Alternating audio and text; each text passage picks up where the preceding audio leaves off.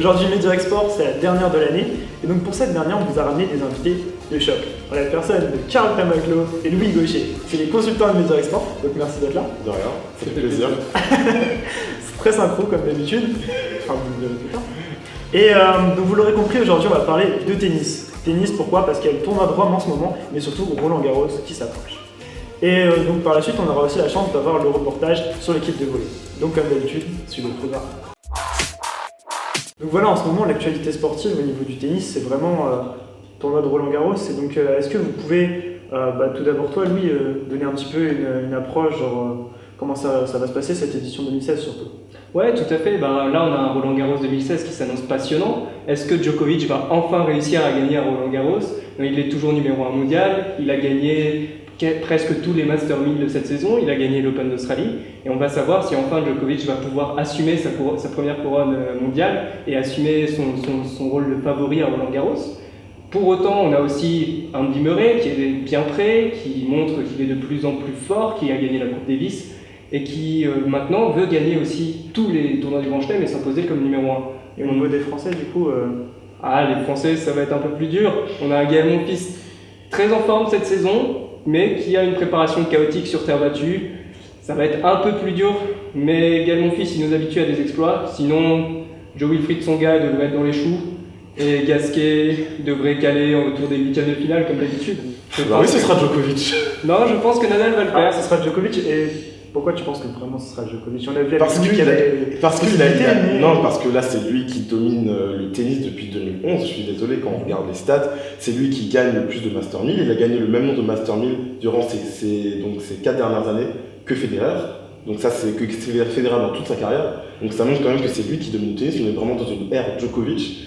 Et il était vraiment passé très très près l'année dernière. C'est juste que Wawrinka a été exceptionnel, mais pour moi cette année c'est vraiment lui qui va gagner. On aura compris que cette année ça semble difficile de détacher un véritable leader. On gardera un œil sur Wawrinka, Djokovic et bien d'autres, dont les jeunes français dont tu as parlé. Et une question que je voulais vous poser, c'est cette année il y a quand même eu pas mal de petits scandales au niveau du tennis. Je pense au paris sportif, à ce genre de sujet. Est-ce que vous pouvez nous en dire plus, Karl?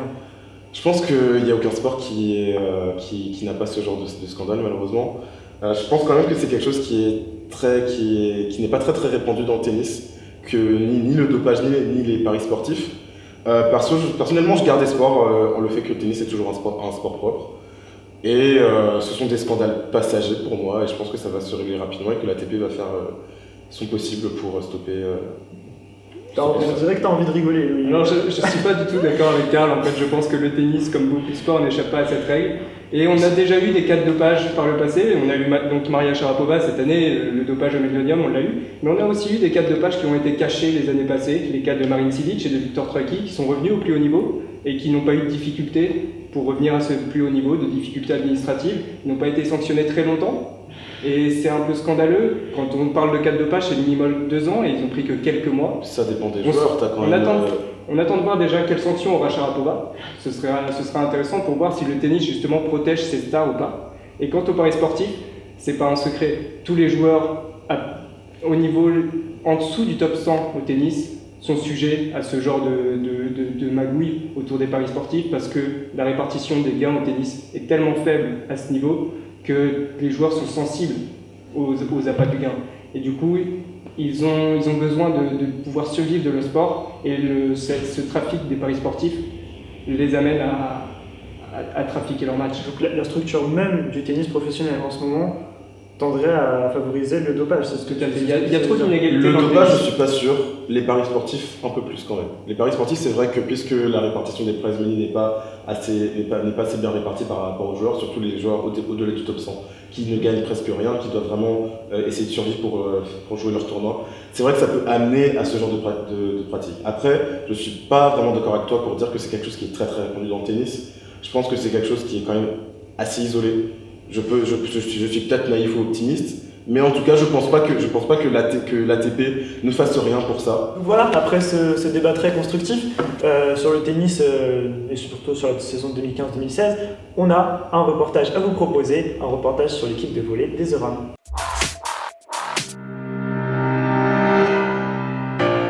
Salut à tous, aujourd'hui Mehdirect Sport pour la dernière Volleyball. On est venu poser des questions, vous le savez, comme d'habitude, au capitaine.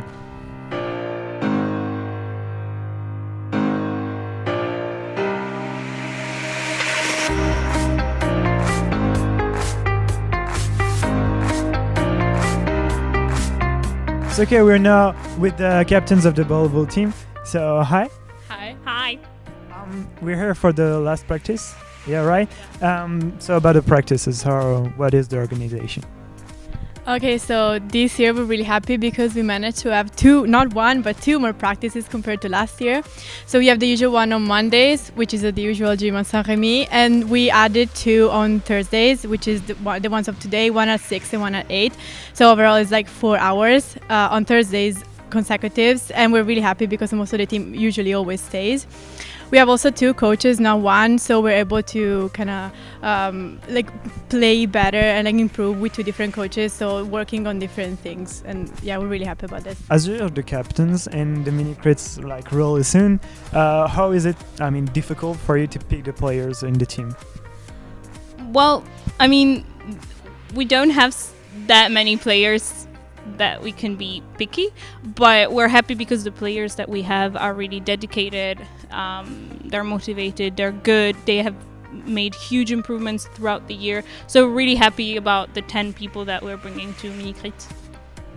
Without any hesitation, No hesitation. Not really. And it's we're pretty sure, we're pretty confident, especially after the week, about the team that is going to be Minicrit, because it's really consolidated, and we work a lot together, almost 3 times a week all together, so it's really solid. About the week in Nancy, how is it for you? Did you win a lot of games, and what's to extract from these games?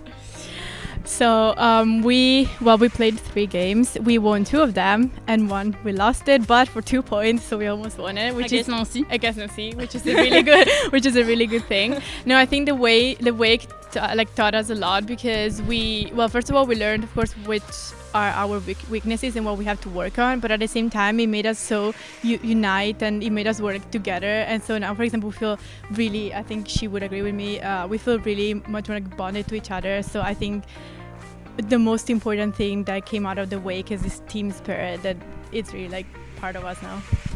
So for the Minicrit, it's only victories this time, right? Yes. Yeah, of course. Of course, no doubt. How do you manage as second years to get the team for the next year? That the players will have the keys for a good team and improvements next year. We tried to set a good example, I think, throughout the year. We tried to do that so that they know that you need dedication, you need to be there every Monday, every Thursday, and especially for the next 2 captains, I think we'll keep the co-captain thing. We really tried to set a good example.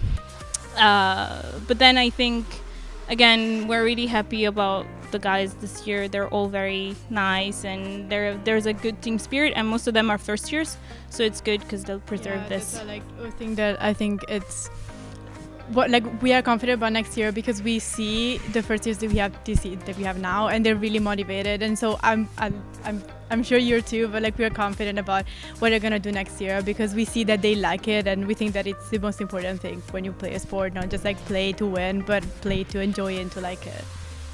So it seems like it's motivation. Yeah. So it's all about that. So to finish, a word for improvements compared to last year. Definitely we need to keep the focus throughout the Minicrit, so throughout the whole days. It's an intense event, but I think that's what we have to keep on. Yeah. And for example, we're gonna try, today is technically the last official practice, but we already talked with the coach, and we're gonna try to have more practices until Minicrit, and hopefully he's gonna manage to reserve us a gym. So hopefully, or otherwise we're gonna practice outside for sure, but we're still gonna work. This is not over today, so yeah, we work our asses off, guys. Actually, 4 hours consecutives is not easy. So yeah. For sure. So thank you, girls. You're Really. welcome. No worries. Thank you for coming. Donc voilà, malheureusement c'est la dernière de Mehdirect Sport. C'était vraiment une belle expérience, on a beaucoup apprécié faire ça, parce qu'il faut que vous sachiez qu'il y a des personnes derrière cette caméra, et donc il y a Sofiane et Yalou. Merci à eux.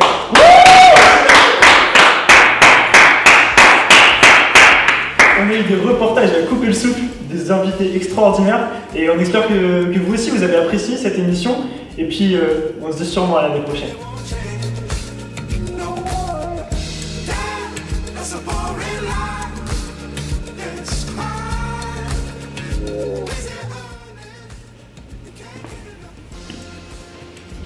Et c'est ainsi que la dernière émission de cette édition 2015-2016 de Mehdirect Sport se termine.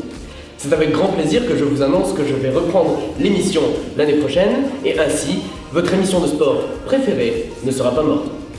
Je vous donne donc rendez-vous l'année prochaine pour plus de sport, plus de Mehdi, plus de Mehdirect Sport.